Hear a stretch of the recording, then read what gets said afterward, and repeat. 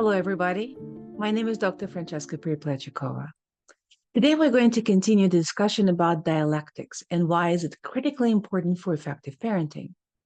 As we said, dialectics is pretty much the basis of our existence. And it is a science behind the laws of motion and change. And if we want our life to change in an effective and productive manner, we need to know those laws. Last time, we discussed the law of quantity into quality.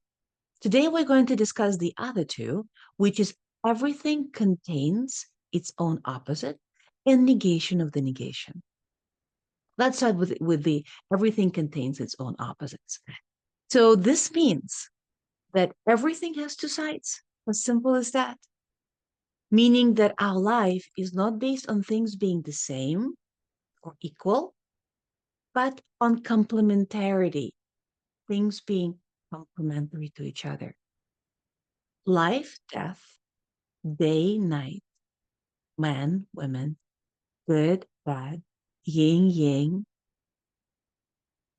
Example of that for discussion with children is, hey, if you go to school, right? So on one hand, going to school can be boring and difficult. And on the other hand, if you want to learn, if you want to figure out how to solve challenges, if you want to go to college, for example, or get a job, you need to go to school, right? Otherwise, you will not be able to do this. And this is as simple as that. Now, everything is valid and invalid at the same time. Yes, I know. This is a paradox. The paradox is the only norm of our existence. For example, the same thing, exactly the same thing, can be valid from one perspective, but not the other perspective. Piercing. Teenagers may think that it's cool and that it's aesthetically pleasing, while their parents may disagree. The same thing can be effective, valid in short term, but not long term. Great example of that is self-harm. People who are emotionally sensitive may be using self-harm to decrease their emotional arousal, and for them, indeed, is this the most effective way. Drugs, alcohol, forget skills, nothing works as fast. Short term, yes, it is very effective. Long term, it's a disaster. The same thing can be valid for the past, but not for the present. Using pacifier to quiet down a 6-year-old child makes sense, but not a 6-year-old child. The same thing can be valid under one set of circumstances, but not the other. Physical aggression is a good example of that. If somebody's attacking me physically and I don't have an opportunity to run or ask for help, then defending myself physically makes sense. However, if somebody's just preventing me from getting my goal, from getting me what I want, and I use physical aggression, now that is not a valid way to solve problems. I have given the example of how two things can exist at the same time last time, right? When we discussed quantity into quality. And I advised parents to continue to model the techniques they want their children to use instead of freaking out, right? I said, please instruct your children on using these techniques. And I asked them to practice to give them the capacity to use the skill at the moment of emotional dysregulation and spend a lot of time and effort doing it. On one hand, I said, please continue to do it. Please continue to see it. Please continue to practice. And don't expect that your children are going to do it anytime soon.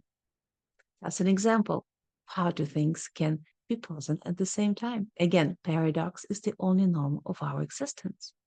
And that's way how this is extremely important to understand. The principle of two things can exist at the same time is the use of validation. We said validation is imperative for change. It's a foundation for change. We discussed it in my prior videos. And when I'm teaching validation, I notice that parents a lot of the time have difficulty understanding it and difficulty applying it.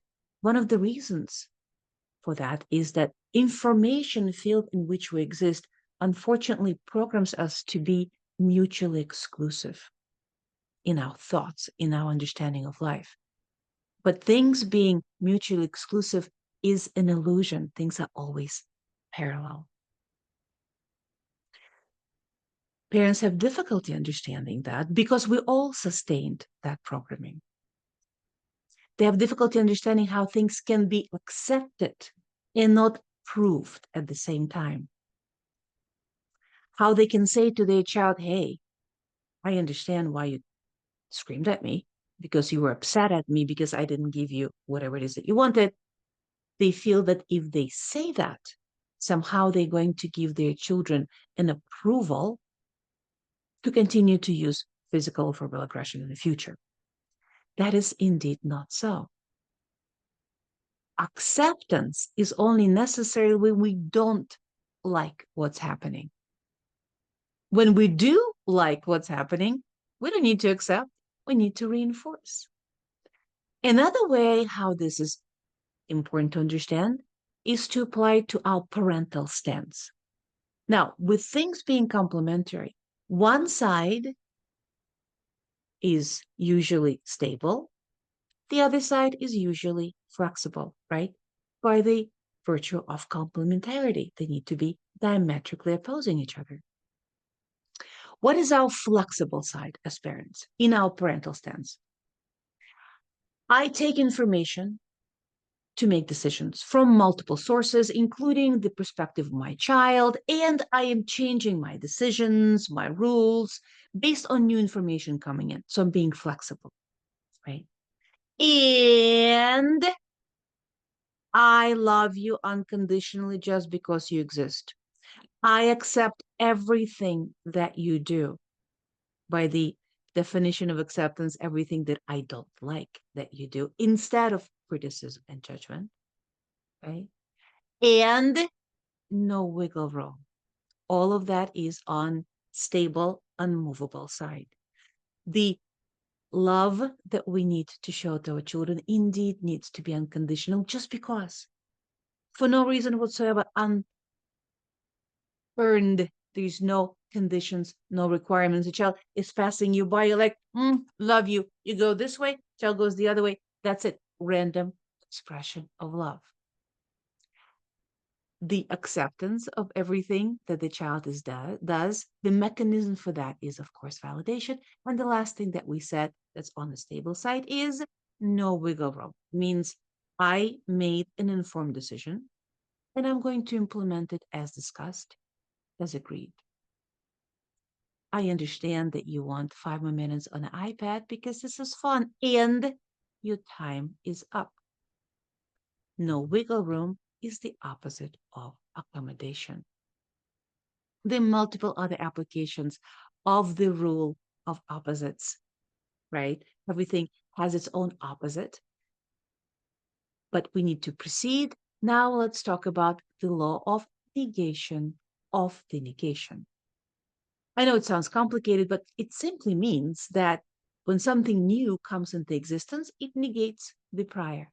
And that, how does something new come into existence? By two sides being diametrically opposite, complementary. And because they are diametrically opposite, they're always competing. And that competition creates tension. And through that tension between these two sides, something new comes up into existence, which is called a synthesis. And synthesis comes into existence with its own other side. And they start to compete and struggle, and tension develops new synthesis. That's how change happens. When we are one-sided, for example, everything rigid and stable, or everything is flexible, this is just one side. No change is happening. We are stuck. We need two legs to walk forward. If we only have one leg, we can stand or fall. One of the ways in which that applies to parenting is what I see a lot in the couples that come for consultation. And naturally, because opposites attract, these people would be complementing each other in their views, in their ways, in their natural predispositions. And that's fantastic, nice and merry. And like if one person is naturally more flexible and lax, right? That's what it is. It's neither good nor bad. Another person usually is more rigid and more strict. That's law of attraction, right? So one parent can be more lax, one more strict. Now, it's wonderful, right? We need, however, without understanding the laws of dialectic, unfortunately, that competition between two sides does not lead to synthesis. Indeed, because counterbalancing always needs to occur, what happens instead of moving towards each other, they start to get further and further apart. They become more extreme in their stance. The more lax one parent is, the more rigid the other one needs to become. The more rigid this one becomes, the more lax this one becomes, and so forth and so forth. Instead, they need to understand their natural tendencies. A person who is naturally more flexible and lax does not need to worry about taking new information into account, making change into decisions. They need to worry about moving to the middle ground towards the no wiggle room. A person who is more strict naturally does not need to worry about maintaining no wiggle room. However, they need to be careful and mindful of whether or not they're taking new information into account and change their decisions and rules. And then when they move towards each other, they can create a synthesis in which they are flexible in their decision making. And once the decision is made, no wiggle room. These laws permeate every aspect of our life. We need to take information into account. We need to look for what's being left out. We need to see outside the box to be able to form wise mind decisions. Next time, we'll continue with the discussion and we'll talk about how does the law of dialectics apply for effective decision making. If you like what you hear, please continue to tune in. I'm hoping to see you again next time. See ya.